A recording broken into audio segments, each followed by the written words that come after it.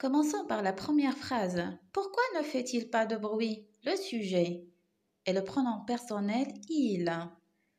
Il est placé où? Il est placé après le verbe faire. Passons à la deuxième phrase. Comment le public a-t-il applaudi le chanteur? Le sujet dans cette phrase est le public.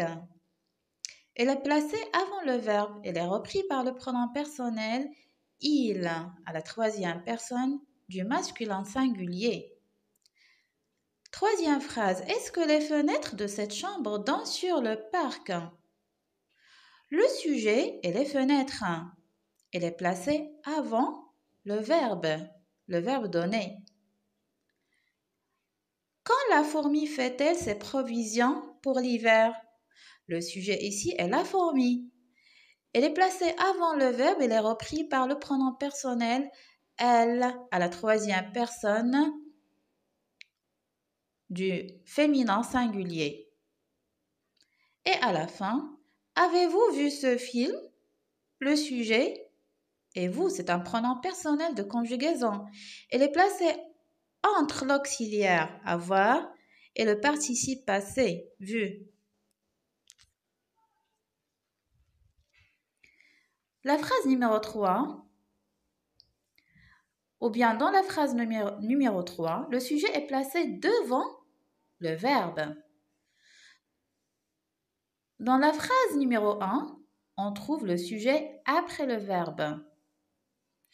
Dans les deux phrases 2 et 4, le sujet est placé devant le verbe et il est repris par il ou elle après le verbe. Dans la cinquième phrase, le sujet est placé entre l'auxiliaire avoir et le participe passé vu.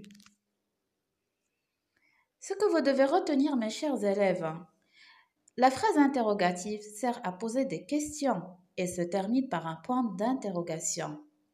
Avec un pronom interrogatif, on met le verbe avant le sujet.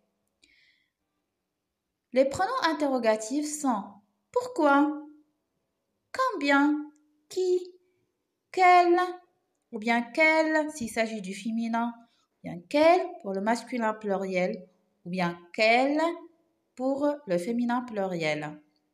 Comment, où. Pour la première question, on peut dire « Pourquoi vas-tu à la campagne ?» Pour la deuxième, on peut dire « Combien êtes-vous dans la classe ?» Pour la troisième, comme exemple, on peut dire « Qui est le plus grand de tes frères ?» Pour la quatrième, on peut dire « Quel numéro as-tu ?» Pour la cinquième, on peut dire comme exemple « Comment s'appelle ton camarade ?» Et pour la dernière, « Où » et qui indique le lieu, on peut dire « Où habites-tu »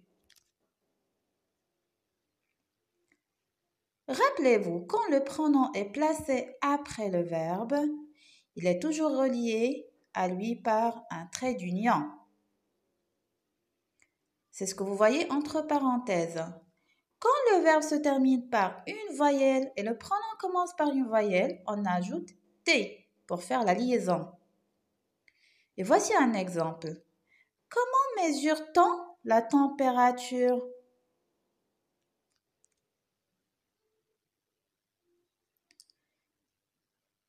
Pour vérifier votre compréhension, je vous invite à faire cet exercice. Premièrement, vous devez remplir la grille par qui, comment, quel et combien. Et puis, vous allez compléter ces phrases. Êtes-vous? Coûte ce livre? Heure est-il? Sentez-vous? Pardon, ici j'ai oublié un point d'interrogation à la fin.